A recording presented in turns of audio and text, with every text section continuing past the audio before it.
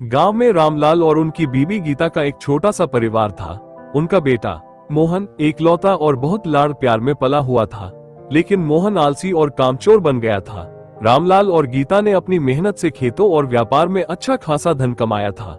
उनका सपना था कि मोहन पढ़ लिख कर बड़ा ऑफिसर बन जाए, लेकिन मोहन को न तो पढ़ाई में दिलचस्पी थी और न ही काम में। रामलाल अपनी बीवी गीता से बात कर रहा है। मोहन पास ही लेटा है और गहरी नींद में है। रामलाल, मुझे लगता है कि हम मोहन को जरूरत से ज्यादा ढील दे रहे हैं। न ये पढ़ाई करता है न काम, पूरा दिन या तो सोता है या दोस्तों के साथ आवारागर्दी करता है। अगर अब नहीं समझा ये तो हाथ से निकल जाएगा। मैंने उसे कितनी बार समझाया, पर हर बार मेरी बात अनसुनी कर देता है। अब क्या करे गीता, लड़का तो हाथ से निकलता जा रहा है। गीता, तुम ही कोई उपाय करो जो ये पढ़ाई में मन लगाए, आवारागर्दी छोड़ दे। कुछ न कुछ तो करना होगा। हमारे बाद इस घर और खेत का क्या होगा? हमारी दौलत को अय्याशी में ही उड़ा देगा। मोहन उठ सारा दिन सोता रहता है। अब समय आ गया है कि तुझे कुछ काम सिखाया जाए। पढ़ाई तो तेरे बस की है नहीं, काम ही सीख ले, हमारा भी हाथ बट जाया करेगा। क्या हुआ बाबूजी, आराम करने भी नहीं देते? काम काम काम, आप ही कर लो काम। मैं पढ़ूंगा लिखूंगा, आपका नाम रोशन करूंगा। आराम? पूरा जीवन आराम करने के लिए ही मिला है क्या? जब देखो सोता रहता है। क्या तुझे अपने भविष्य की चिंता नहीं? ऐसे कैसे काम चलेगा?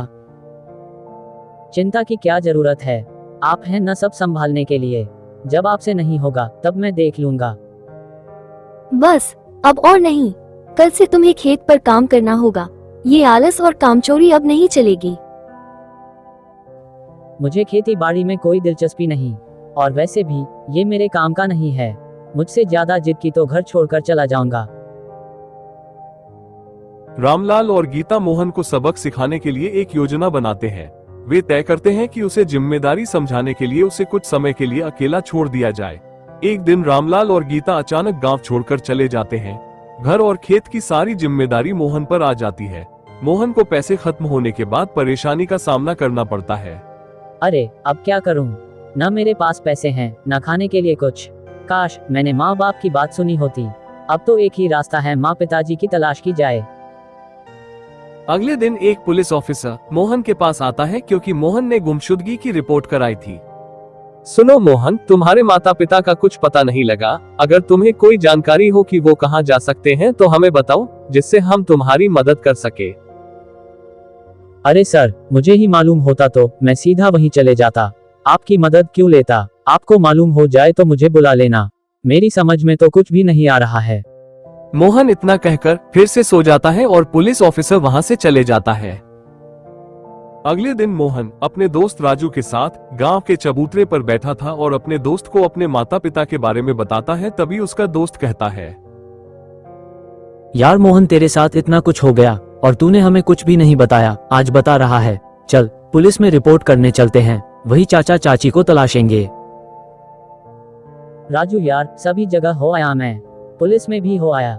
उल्टा वो तो मुझसे आकर पूछ रहे हैं कि मुझे कोई जानकारी हो तो उन्हें बताऊं।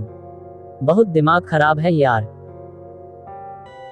अच्छा चल, एक काम कर, एक तांत्रिक बाबा है, तू उनके पास जा, वो तेरी मदद करेंगे। तुझे चाचा चाची का पता बताएंगे कि वो कहाँ गए हैं। एक सुनसान जगह बेरी के पेड़ के नीचे मिलेंगे। ठीक है, मैं आज रात को ही जाता हूँ।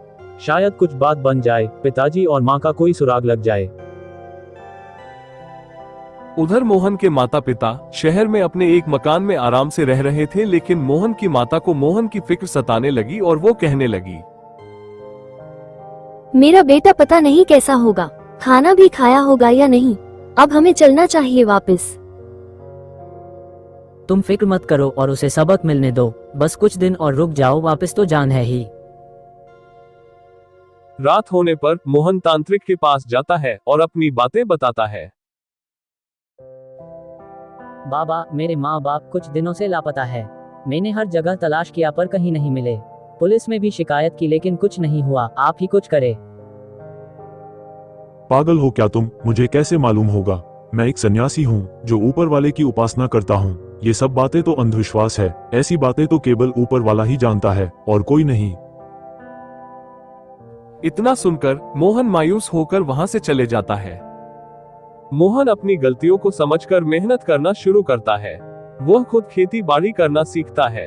जब उसके माता पिता वापस आते हैं तो वे उसे पूरी तरह बदला हुआ पाते हैं। अब हमें तुझ पर गर्व है। हमें खुशी है कि तूने अपनी गलतियां सुधार ली। हम दोनों को माफ कर दे बेटा, जो तुझे इस तरह छोड़कर गए। तूने साबित कर दिया बेटा, मेहनत से ही इंसान का भविष्य बनता है। इस वजह से ही तो हम तुझे छोड़कर गए थे कि तू अपने पैर हाथों पर खड़ा हो जाए।